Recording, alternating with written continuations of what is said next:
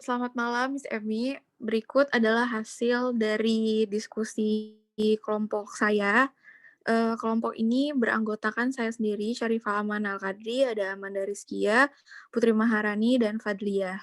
Selanjutnya akan dijelaskan oleh rekan saya. Terima kasih.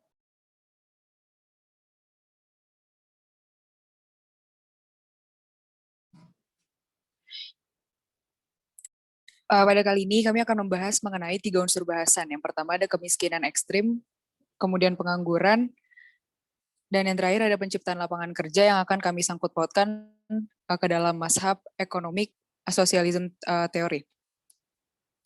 Next.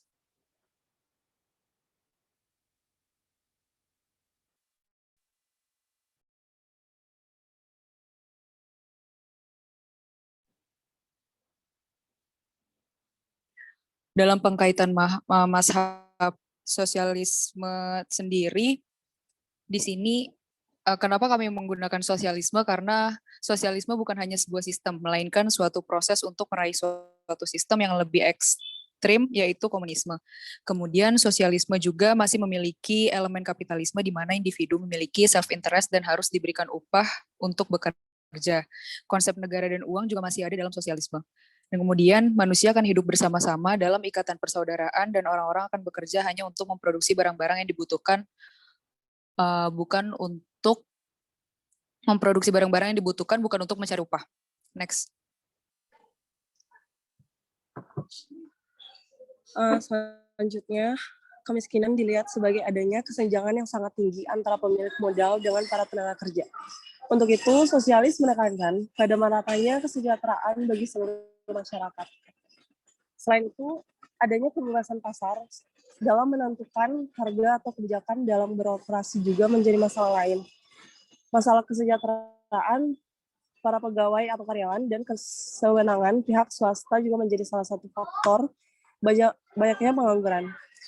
Di Indonesia masih banyak perusahaan yang belum memenuhi hak karyawan, bahkan melakukan PHK tidak sesuai prosedur. Next. Untuk itu, sosialis menekankan pada kendali atas perilaku pemilik modal dan berorientasi pada meratanya kesejahteraan untuk masyarakat.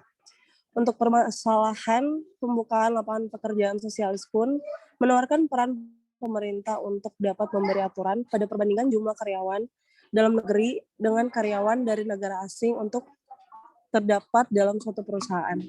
Next. Jadi pada pembahasan case study untuk UTS ini kami sepakat untuk menggunakan socialism theory. Dalam teori ini dapat dilihat dari segi keuntungan publik, sosialisme ini mempunyai tujuan dari kekayaan bersama. Hal ini disebabkan oleh pemerintah yang mengontrol hampir semua fungsi masyarakat.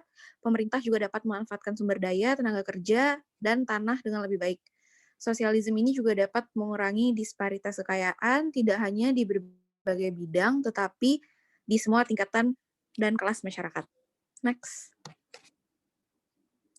Nah, di dalam socialism teori ini ada beberapa prinsip, yaitu public ownership, economic planning, egalitarian society, provision of basic needs, no competition, price control, dan juga social welfare. Next. Kenapa kita memilih teori sosialisme? Yang pertama itu berdasarkan dengan masalah yang telah dibahas tadi, yaitu terkait dengan pengurangan kemiskinan, contohnya seperti memberikan pendapatan dasar minimum bagi mereka yang menganggur, sakit, atau tidak dapat bekerja, gunanya untuk mempertahankan standar hidup dasar bagi yang termiskin dalam masyarakat. Lalu ada masyarakat yang lebih setara akan lebih kohesif. Jadi masyarakat yang memiliki kesetaraan ini akan mendapat kesempatan dan ketimpangan terbatas kemungkinan besar akan lebih kohesif. Nah, jadi jika ada orang yang merasa bahwa mereka hidup dalam masyarakat yang tidak setara, yang dimana misalkan pendapatannya lebih rendah itu nanti akan menimbulkan frustasi dan kebencian. Lalu yang terakhir ada nilai-nilai sosialis mendorong sikap tidak mementingkan diri sendiri. Jadi sosialisme ini tidak mengejar keuntungan sebagai tujuan tertingginya, tetapi kohesi sosial dan kebaikan bersama. Next.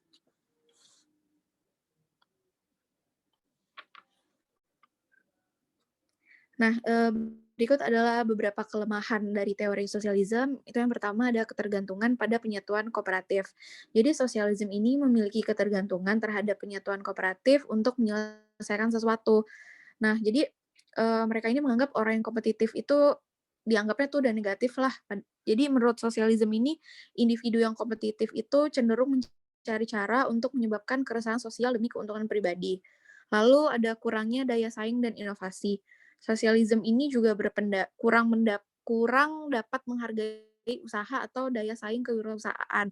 Akibatnya nih, jadinya sosialisme ini tidak mendorong inovasi sebanyak kapitalisme. Selanjutnya akan dijelaskan oleh rekan saya. Kesimpulannya adalah sosialisme mempunyai tujuan dari kekayaan bersama yang disebabkan oleh pemerintah mengontrol hampir semua fungsi masyarakat dan juga dapat mengurangi disparitas kekayaan tidak hanya di berbagai bidang tetapi juga di semua tingkat dan kelas masyarakat.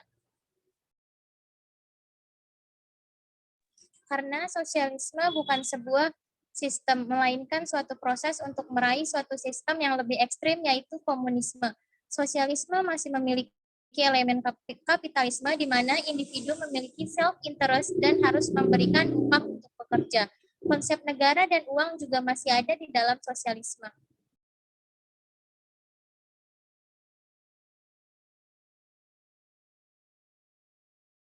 Jadi itulah hasil diskusi kelompok kami untuk memenuhi nilai UTS kami. Terima kasih atas perhatiannya. Terima kasih banyak. Selamat malam.